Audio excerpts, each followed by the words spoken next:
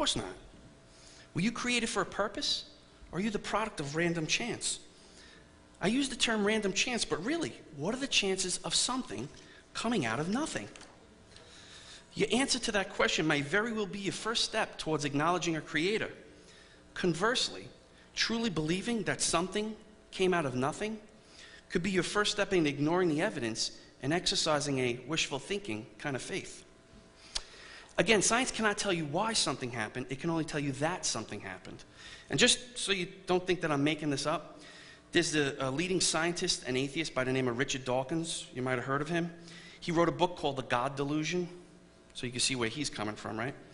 On pages 157 and 158 of his book, he says that the existence of the universe makes heavier demands on luck. In a nutshell, we're here by pure luck. Pure luck. I bet you didn't know pure luck was a scientific term. When pressed on that matter by Ben Stein in the movie Expelled, Dawkins explained that we might well be the result of aliens. Do you notice that Dawkins admits to more than one possibility, luck or aliens, but he rules out the possibility of God? Is that trusting in the facts, or is that wishful thinking? The funny thing is that in one of the chapters of his book is called God Almost Certainly Doesn't Exist. Almost certainly. Sounds like a definite maybe. Here's what he said right out of his book, and I actually had to go to the bookstore and I didn't want to buy it, so with my cell phone I'm taking pictures of the pages. But this is what he says. He says, correspondingly, if, as is the case, we know only what has happened since the Big Bang, we cannot determine what happened beforehand. As far as we are concerned, events before the Big Bang can have no consequences, and so should not form part of the scientific model of the universe. We should therefore cut them out of the model and say that the Big Bang was the beginning of time. This means that questions such as who set up the conditions for the Big Bang are not questions that science addresses. So can you hear what he's saying in that one paragraph? Since empirical science cannot explain events before the Big Bang, ignore it. Tear it out like it doesn't exist. He says it can have no consequences on you. It certainly can if there's a God. On one hand, he says science can't determine this. On another hand, he speculates and offers luck and aliens as a possibility because he's eliminated God as an option. God doesn't exist because he's not part of my model. Does that sound scientifically reasonable to you?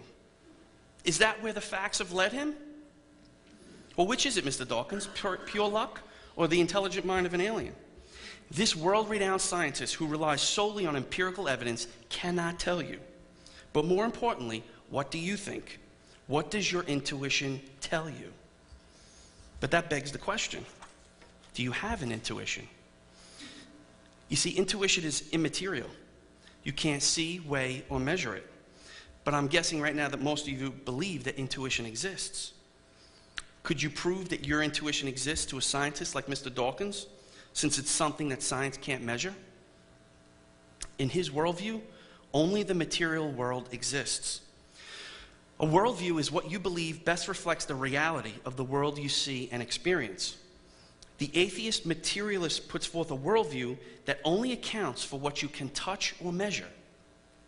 A Christian worldview both accounts for what you can touch and measure and the immaterial realm, things that you cannot touch and measure, such as good, evil, love, hate, justice, conscience, soul.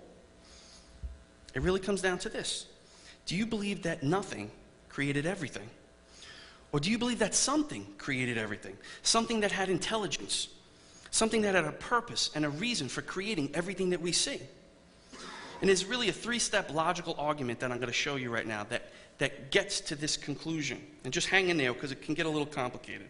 Step one, if there was ever a time that absolutely nothing existed, nothing would exist now, right? Nothing makes nothing. You can really do an experiment with this. Open up a pickle jar, empty it out, wash it out, put the lid back on, and put it into your closet for 40 or 50 years.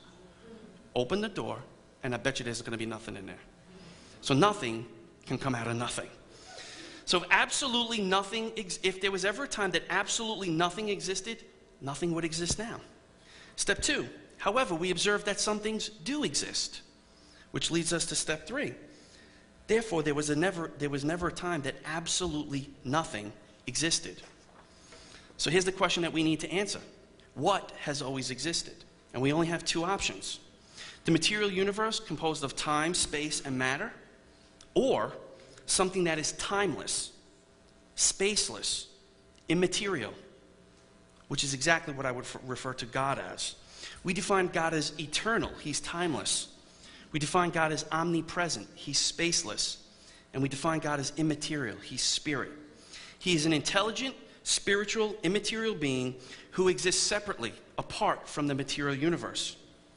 The majority of well-respected cosmologists believe that science proves that the material universe had a beginning at the Big Bang. This rules out that the universe has always existed. Therefore, that leaves only one option left: a timeless, spaceless, intelligent, and powerful God. Since this something must be eternally self-existent, not self-caused, and the universe itself doesn't qualify, the only logical conclusion open to us is that a spiritual, self-sustaining God exists and has always existed eternally. Does that sound like wishful thinking or a logical conclusion? Last thing I want to talk to you about is order.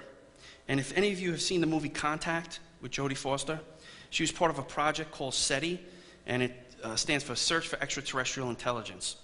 And what they did was they erected these massive satellite dishes and pointed them towards outer space. And they would listen for signals to see if there was any kind of communication from an outside source. And up until a point in time in the movie, she didn't hear anything. And she's listening on her headphones, and all of a sudden she hears a pulsating sound. And she thinks something's up, so she runs back to the lab, she gets all the guys together, and she starts analyzing the sound that she heard. And what she realizes is that it's tapping out a pattern of the prime numbers from 2 to 101. And immediately, as soon as she recognizes the pattern, she automatically concludes that there's intelligent life on the other side. Why? It's because there was an order to the pattern, to the communication that was coming in. Now, if we took that same logic and turned those satellite dishes inward to the human body and looked under the microscope at one cell and pulled out one strand of DNA and saw the intricate order and complexity that DNA and the story that DNA tells, we would immediately conclude there's intelligent life that created that DNA. But scientists don't do that. Scientists now realize that it's not just matter and energy that make up the universe, but matter, energy, and order. Without order, matter and energy would just be chaos. So remember my question. What exactly does science tell us? And again, use your intuition for a second. Scientists limit knowledge to the physical realm and empirical evidence. They have no explanation for immaterial things. Things like morals, good and evil, the laws of logic, the universal laws of uniformity. Science cannot prove love, justice, conscience, or your intuition. All things that exist in an immaterial realm, but cannot be weighed on a scale, carried in a box, or measured with a ruler. What sounds reasonable to you? What is wishful thinking? So, okay, did I keep my promise? Did I ask anyone in here for money? Did I ask anyone to join the church? Did I ask anyone to convert to my faith? I didn't think so. Or did I leave you with a pebble in your shoe? Did I give you something to think about tonight? I hope so. And at the conclusion of the night, we're going to give you an opportunity to get more information about questions like these, questions about faith and Christianity. We want to give you an opportunity to ask the tough questions, because there are tough questions out there. But with all the tough questions, there are also good answers if you seek them out. It will be our pleasure to help you in getting the answers that you need in order to ignite a spark in your heart.